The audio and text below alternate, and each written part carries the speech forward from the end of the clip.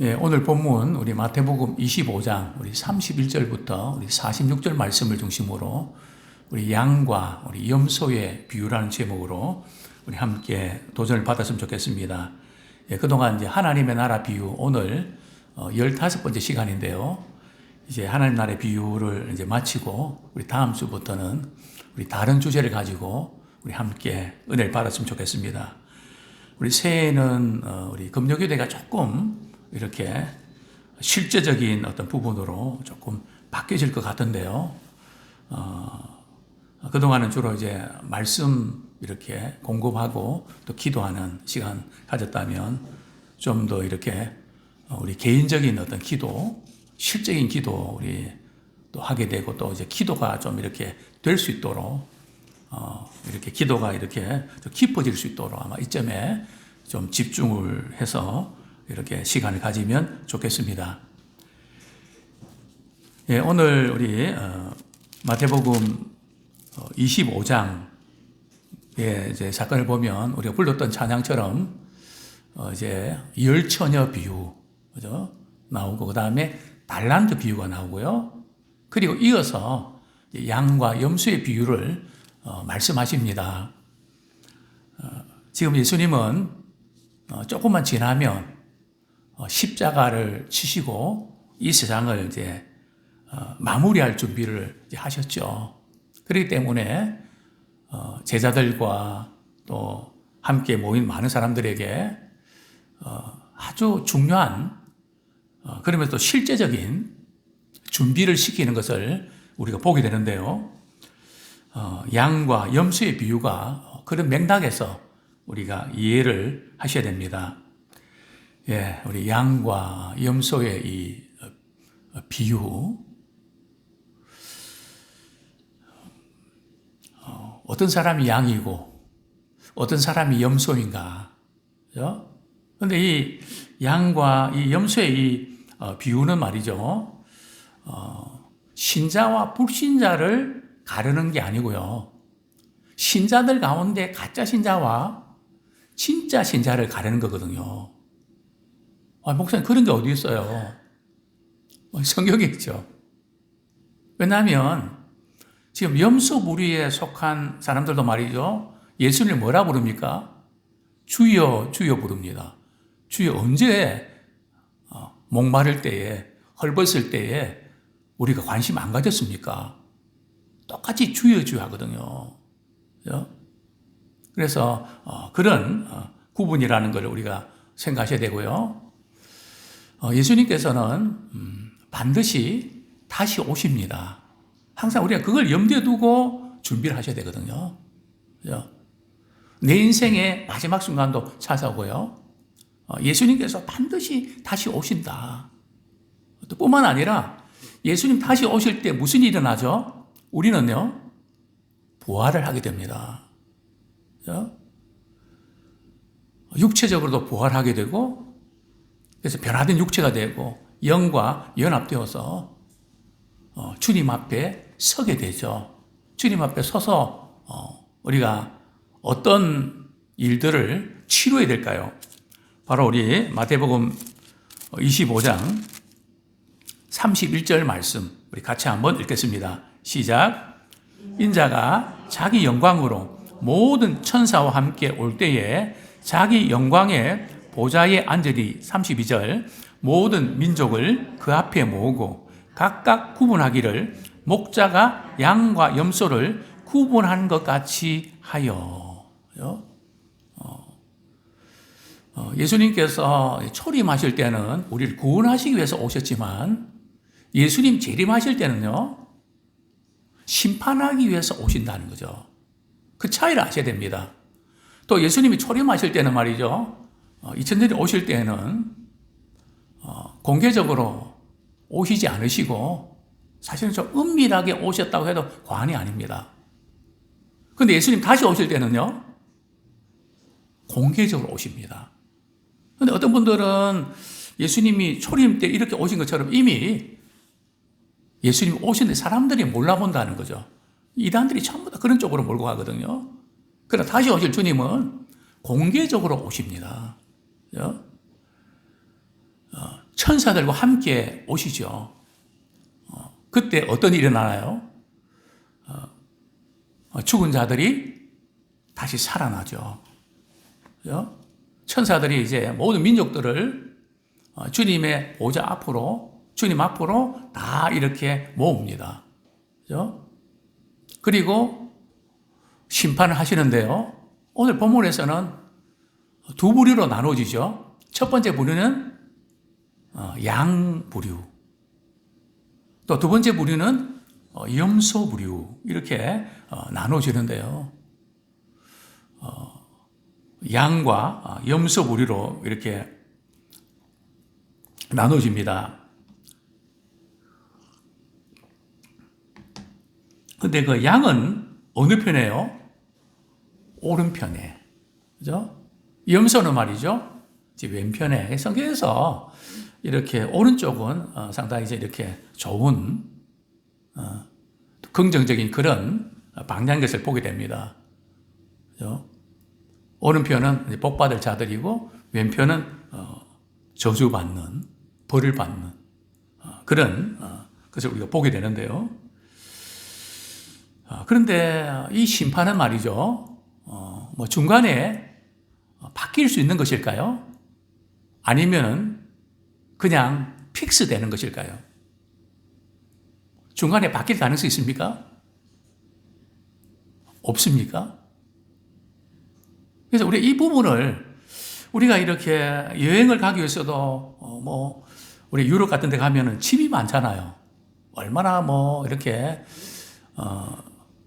전기 이렇게 가 다르니까 좀 이렇게 뭐 110볼트 변환기도 가져가고 옷도 가져가고 말이죠.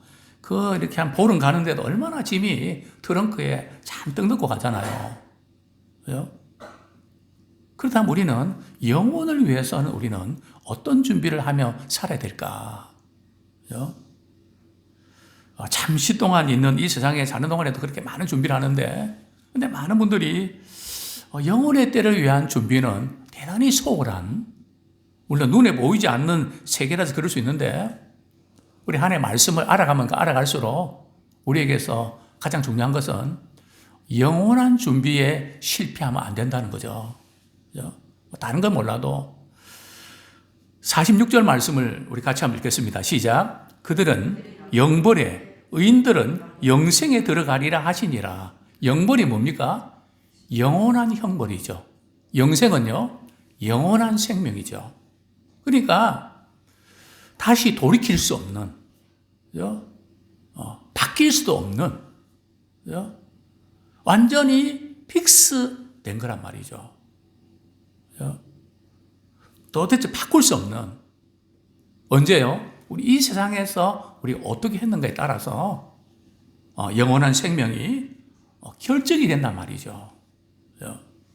그렇기 때문에 예수님께서 이제 십자가에 죽으시고 승천하시고 이제 하나님의 보좌 우편에 가시면서 이 말씀을 하셨던 것이죠.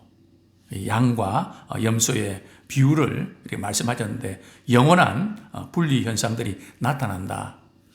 자, 두 번째로 다루고 싶은 부분들은 양과 염소를 구분하는 기준이 뭔가?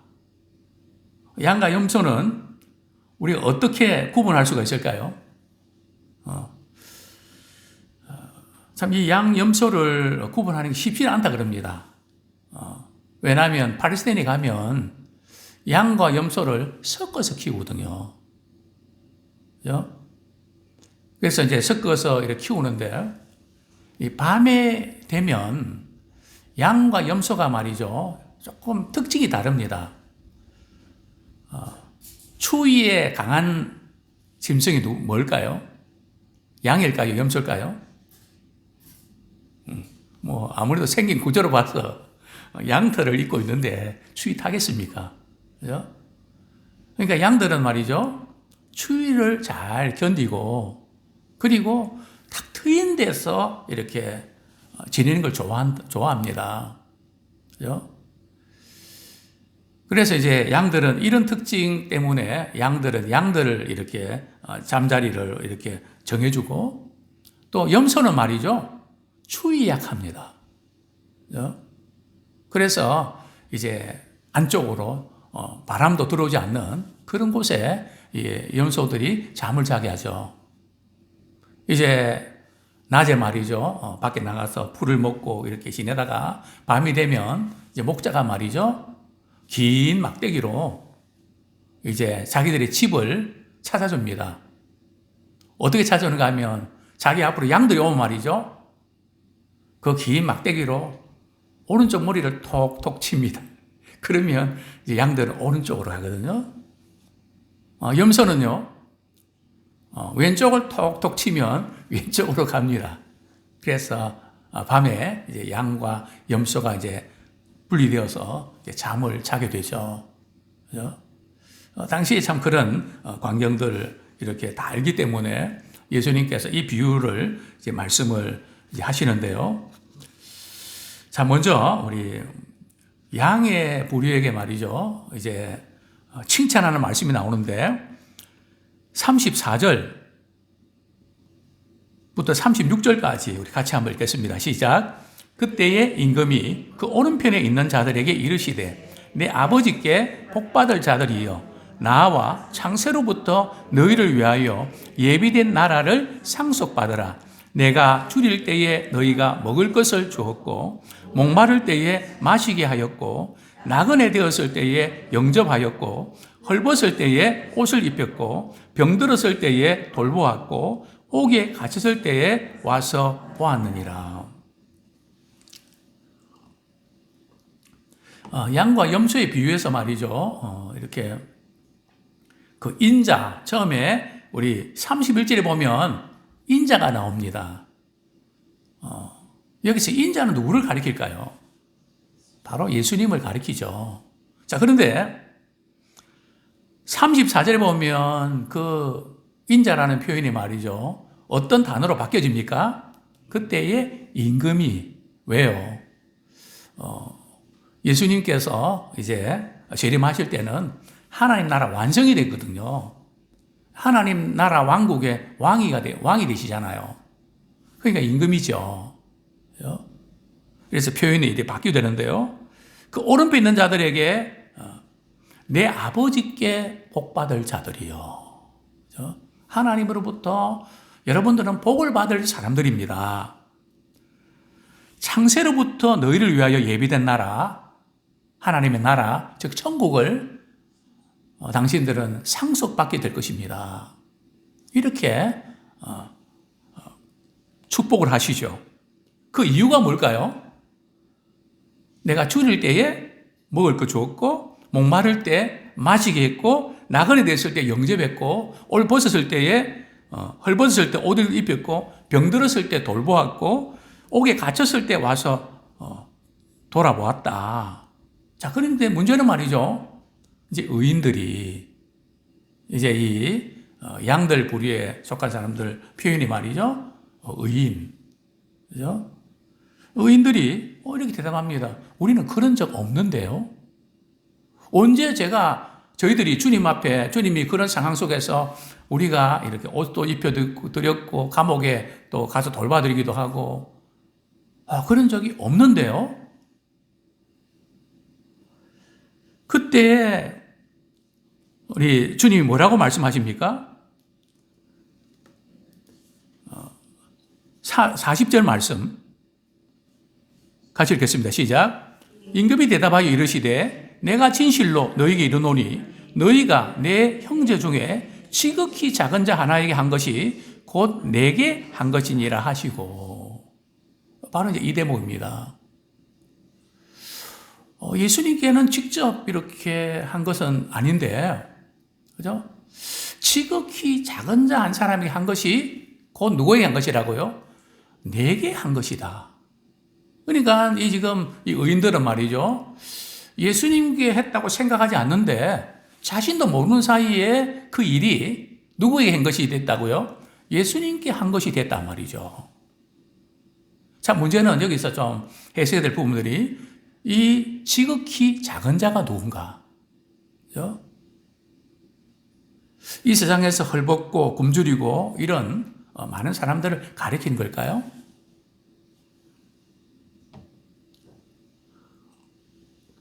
어떤 분들은 양과 염소의 비유를 가지고 그저 이렇게 기독교는 구제하고 봉사하고 이런 쪽에 이제 많이 강조를 합니다. 물론 우리가 그런 부분들이 필요 없다는 거 아닙니다. 우리 해야죠. 그래, 핵심은 거기 있지 않다는 거죠. 오늘 보면 자세히 보시면 내 형제 중에 지극히 작은 자 하나에게, 여기 내 형제, 이게 내 형제는 신자일까요? 불신자일까요?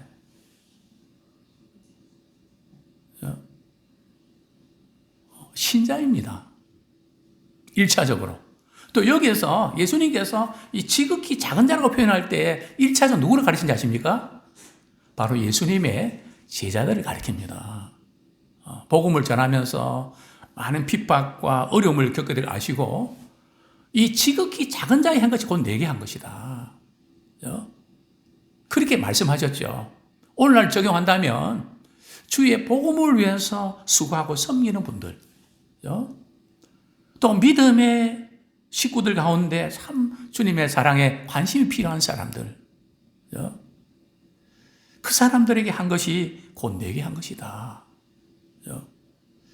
자, 문제는 이 지금 오른편에 있는 양의 부리에 속한 사람들이 어떻게 이렇게 그냥 어떻게 하다 보니까 그게 예수님께 한 것처럼 그냥 이렇게 된 걸까요? 이게 우연일까요? 어떻게 한번 이렇게 했는데 그게 주님께 한 것과 딱 연결돼서 말이죠. 기가 막히게 그렇게 맞아 떨어진 걸까요? 그렇지 않습니다. 우리 신자들은 우리가 무슨 일을 하든지 누구에게 하듯 하라고요? 주께 하듯 하라. 대단히 중요합니다. 가정이든 직장이든 교회든 우리가 어떤 일을 하든 우리는 그저 돈 보고 하는 것도 아니고 눈치 보고 하는 것도 아니고 체면 보고 하는 것도 아니고 무엇을 하든지 우리는 주께 하듯, 그렇게 주께 하듯 하면 우리도 알지 못하는 사이에 그것이 바로 이 지극히 작은 자에게 한 것이 곧 내게 한 것이다. 그래서 특별히 복음을 위해서 수고하고 섬기는 분들, 우리가 특별한 관심과 사랑의 감동을 이렇게 드리고 그 사역에 힘이 될 수 있도록 그 사역에 동참하는 것이 대단히 중요합니다. 그죠? 예수님께서 말씀하셨잖아요. 우리 같이 한번 보겠습니다. 우리 마태복음 10장 40절에서 42절. 어떻게 이 지극히 작은 자가 한 것이 예수님이 한 것과 어떻게 연결되나? 마태복음 10장 40절, 42절 같이 한번 읽겠습니다. 시작. 너희를 영접하는 자는 나를 영접하는 것이요, 나를 영접하는 자는 나 보내신 이를 영접하는 것이냐. 여기서 보면 너희는 제자들을 가리키는 거거든요. 또 우리 42절 시작. 또 누구든지 제자의 이름으로 이 작은 자 중 하나에게 냉수 한 그릇이라도 주는 자는 내가 진실로 너희에게 이르노니 그 사람이 결탄코 상을 잃지 아니하리라. 그래서 우리는 대단히 중요한 부분이 뭔가 하면 우리가 모든 일을 하되 누구에게 하든 주께 하든, 그리고 말이죠, 지금 양의 부리에 속한 사람들은 어쨌든 그동안 모든 일을 할 때 주께 하듯 하면서 자신이 한 선행들을 잊고 있다는 겁니다. 그걸 기억을 안 한단 말이죠. 이게 대단히 중요한 부분입니다. 우리가 주님을 위해서 한 모든 일들을 우리는 잊어버리셔야 됩니다. 의도적으로도 말이죠. 그걸 자꾸 기억하다 보면 섭섭한 마음이 생기고 교만한 마음이 생기거든요. 다 이제 잊어버리는. 정말 대단히 중요합니다. 우리는 그저 은혜 받은 자로서 우리가 뭐 한다는 것 자체가 뭐 그리 대단한 걸까요? 하나님 은혜 주셔서 그렇게 할 수 있었던 것 뿐이죠. 근데 마치 우리가 뭔가 해낸 것처럼, 그죠? 막 그렇게 할 때, 내가가 자꾸 올라오면 정말 주님이 싫어하시거든요. 이스라엘 백성들도 가나안 땅에 들어갈 때 그들이 뭐 잘해서 들어갔나요? 가나안의 부유함을 누리는 게 자기들이 잘해서 그런가요? 들어가서는 내 능력과 내 힘으로 이렇게 재물을 얻었다. 그렇게 말하잖아요. 은혜를 베푸신 하나님 입장에서 볼 때는 어떨까요? 그래서 우리는 항상 이 부분 잘 섬기고 나서도 그걸 기억하지 않는, 의도적으로 기억하지 않도록 해야 됩니다. 벌써 그걸 자꾸 기억하면 내가가 자꾸 나오게 되고 내 의가 자꾸 나오거든요. 그죠? 우리 이 싸움에서 우리가 참 만만치 않은 싸움에서 우리가 승리하면 참 좋겠습니다.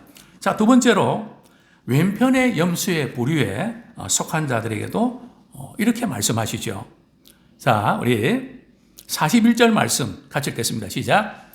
또 왼편에 있는 자들에게 이르시되 저주를 받은 자들아 나를 떠나 마귀와 그 사자들을 위하여 예비된 영원한 불에 들어가라. 굉장히 강력한 이 저주를 받은 자들아. 신앙생활을 한다고 하지만은 죽게 하듯 하지 않고 주여만 찾고 주님의 뜻대로 행하지 않는 그들 향해서 질책하는, 나를 떠나, 그죠? 자기 중심적으로 무언가를 하는 것 같지만은 주님과는 상관없이 주님과는 동떨어진, 그 결국은 마귀와 그 사자들을 위해서 예비된 영원한 불에 들어가라. 그죠? 그러니까 지금 왼편에 있는 사람들도 충격을 받는 것이죠. 예수님, 주님, 왜 그러십니까? 저희들이 뭐가 잘못했는지 한번 말씀해 주십시오. 그때 똑같은 말씀을 하시죠. 40일 보면 줄일 때에, 또 목마를 때에, 나그네 되었을 때, 헐벗을 때에, 병들었을 때에, 옥에 갇혔을 때에 너희들이 돌보지 않았다. 그런데 이 왼편에 있는 사람들은 뭐라고 이야기하죠? 예수님 그렇게 말씀하시니까 주님 언제 그런 일이 있었습니까? 전혀 그런 일들이 없었는데요.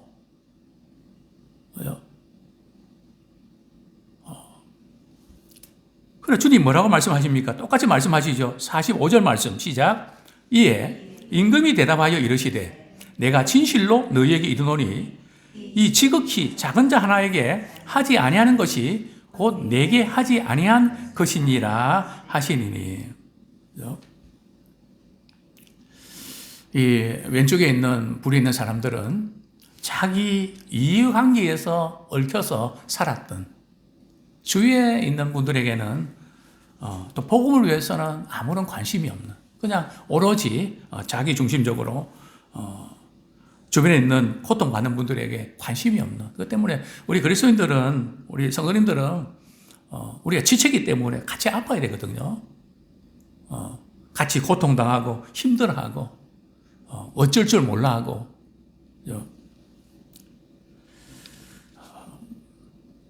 참 이 사람들은 은혜를 거부하고 교만하고 타락한 삶을 살아가는 것을 보게 됩니다. 그런데 문제는 이 사람들이 오늘 본문에 보면 뭐 특별히 그런 악한 어떤 행동을 한 걸까요? 그런 것은 보이지 않습니다. 그죠? 해야 할 것을 하지 않았던 그 죄가 컸던 거죠. 해야 할 것이 뭡니까? 예수님께서 계속해서 내가 너희를 사랑한 것처럼 너희도 서로 사랑해야 돼. 그죠? 신구약 전체의 핵심이 뭡니까? 사랑이잖아요. 하나님 사랑하고 이웃 사랑하는 거잖아요. 그죠? 그렇게 강조했는데 바로 이 사랑을 실천하지 않았던 그것을 우리는 보게 됩니다. 아까도 말씀드렸지만 왼쪽에 있는 사람들은 불신자가 아니라 주여 주여 할 만큼 교회 다니고 신앙생활 하던 사람이라는 사실에서 우리는 충격을 받게 되고, 이 심판은 더 이상 만회할 기회도 없는 최종적이고 영원한 운명이 결정되는 심판인 것을 우리는 보게 됩니다. 자, 끝으로 오늘 본문을 이렇게 말씀을 우리가 들으면서 그러면 선행을 행해야 천국에 들어가는 것일까? 믿음으로 구원받고 영생 얻는다 그랬는데 그 양과 염소는 선행에 이렇게 따라서 뭔가 결정되는 것 같은데 이건 어떻게 되는 걸까? 우리는 고민에 빠지게 되죠. 이 문제를 우리 어떻게 풀어야 될까요? 우리 34절 한번 같이 읽겠습니다. 34절 시작. 그때에 임금이 그 오른편에 있는 자들에게 이르시되 내 아버지께 복받을 자들이여 나와 창세로부터 너희를 위하여 예비된 나라를 상속받으리라. 자, 기독교의 핵심은 예수님과의 관계에 있습니다. 아버지와의 관계. 즉, 이 지극히 작은 자 한 사람이 한 것이 곧 내게 한 것이다. 즉, 예수님과의 관계에 있다는 거죠. 예수님을 나의 구주로 믿고 영접할 때에 우리는 예수님과 관계가 형성되죠. 하나님과 관계가 형성되죠. 너희가 은혜로 인하여 믿음으로 말미암아 구원을 받는다고 말씀하고 있습니다. 자, 문제는 그 믿음이 말이죠. 행하는 믿음인가, 죽은 믿음인가, 그 차이죠. 오늘 본문에서 선을 행해야 구원받고 천국 간다. 그 강조점이 있는 것이 아니고요. 믿음의 사람은, 예수님과 관계가 있는 사람은, 하나님을 아버지로 모시며 살아가는 사람은 믿음의 사람답게 믿음의 증거를 사랑을 통해서 나타내야 된다는 거죠. 거기에 강조점이 있는 것입니다. 그렇습니다. 무엇을 하든지 죽게 하든 한다는 것은 주님과의 관계 속에서 우리가 해야 된다는 그런 말씀이죠. 선행을 베풀었기 때문에 천국 가는 것이 아니라 지극히 작은 자 한 자에게 한 것 때문에 천국에 들어가는 겁니다. 어떻게 해요? 지극히 작은 자에게 한 것이 곧 내게 한 것이기 때문에, 예수님과의 관계 때문에. 말씀을 정리합니다. 우리는 예수 그리스도를 믿음으로 주님과의 관계 속에서 우리는 하나님 아버지로 모셔드리고 우리는 그분의 자녀이기 때문에 믿음으로 구원받고 천국 갑니다. 그러나 이런 구원을 얻은 믿음의 사람들은 하나님의 사랑을, 복음을 전하는 내 형제 중에 한 사람에게 이 사랑을 베푸는 삶의 모습으로 나타나야 된다는 것이죠. 이것이 양과 염소의 비유의 핵심되는 부분입니다.